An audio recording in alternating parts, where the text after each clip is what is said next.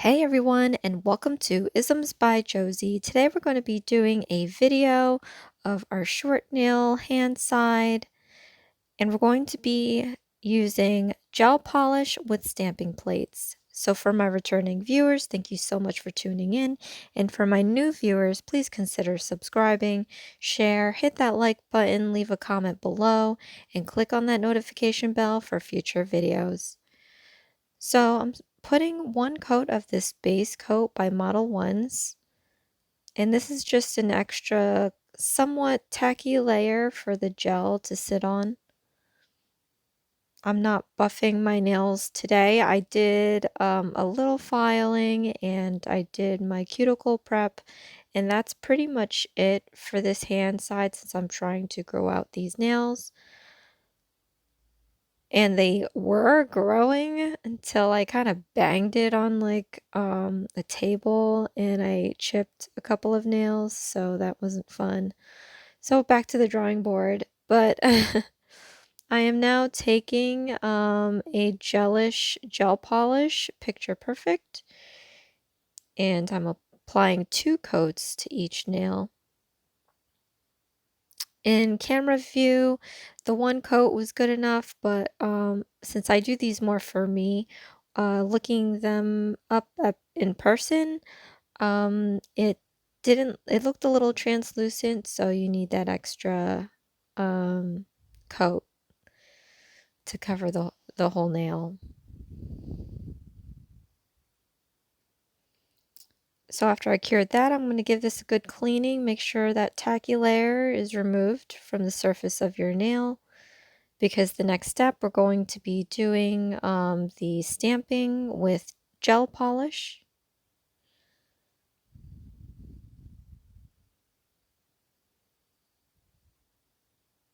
And I'm just taking Sheer White by Gelish, and I'm going to be scraping this on the stamping plate. So because this is gel, I'm just going to let this settle in for a little bit, let the gel level off. As you can imagine, when you scrape off that gel, it tends to pull on that side that you are pulling away from. So I just want to give this a little time to kind of level back even Steven. So when I pick up the stamp with the stamper, the design will come out pretty clear. Now with gel polish, because it is how it is, see, the design looks nice, but slowly but surely the gel is going to want to level off. So you might get these like air bubbles. So I would just quickly put this stamp onto the nail. And this is real time as I'm saying, quickly put the stamp onto the nail. But I wanted to be sure that I line this up. And with this Purr-fect color, you're probably better off using a darker color like a black. I couldn't decide if I wanted to do white versus black, but I stuck with a white because last year I used the same color for Valentine's Day design and I did black scrolls. So this year I wanted to use the white. Now on the shorthand side, we're using the same color that I did last year. Um, and it also means that for this upcoming video this weekend, I'm going to be using the same Purr-fect color on my long nail side. I have some really cool, a really cool design that I wanted to show you guys. So again, tune in. Please subscribe, click on that notification bell so that you'll know when I post that video. But I'm really super excited to show you the design that I have for this weekend. It's just going to be a little crazy, and it's kind of inspired by the design I did last year. If I can find it, I'll put the link in the cards, and you'll be able to check out exactly what I'm talking about, so you may or may not have an idea of what is to be expected this weekend. So I'm taking a Born Pretty powder. This is a pearl powder, and I just patted it on the stamp that I just cured, and that tackulator is gonna grab some of that powder and make the design pearlized. So I'm just doing that with this design here.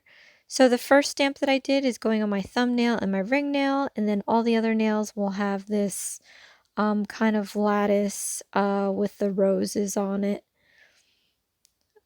So yeah, I'm just letting this level off again as we did before in the previous stamp. We'll be picking this up and settling it down on the nails, and I like how the short nails actually fit the stamp so that I don't have to, you know, go over it twice, make sure I line it up. I really like the fact that it's short like that. So as you can see, gel polish can be done with stamping plates. It's just you got to choose the right colors. Now, if I use the white from the stamping polish because those are specifically made for stamps, that white is such a bold white that it would have stood out more than what you're seeing here. But I mean, you know, for gel polish, it is holding its own. I've already done stamping polish with regular nail polish, so it seems to be doable with all stamping polish, regular nail polish, and now gel polish for anyone that wants to try doing it. Um, you just have to be mindful that the gel will want to naturally level off as you pick up your design. So once you pick it up, you got to place that sucker down, and it's going to not smudge, but because it's gel polish and if you squish it down onto your nail, it's going to make the line thicker. So just keep that in mind. So I just put a layer of top coat and laid down some rhinestones. And now I'm just taking some nail cleanser and a lint-free wipe and just cleaning up the nails. I had used nail cleanser to wipe up the gel polish on my skin. I did forget to do that to the ring finger so that you might see some gel polish lingering there. But yeah, before you cure your gel polish, make sure you just wipe it off your fingers if it ended up getting on there. So I'm taking some gelish cuticle oil and rubbing this in, and this design is pretty much done. It's a nice, quick, and easy way to get a very cute design. I think this is very nice, subtle, and elegant. And again, like I said, it's going to kind of match or go along with the next video that I'm going to be posting this weekend.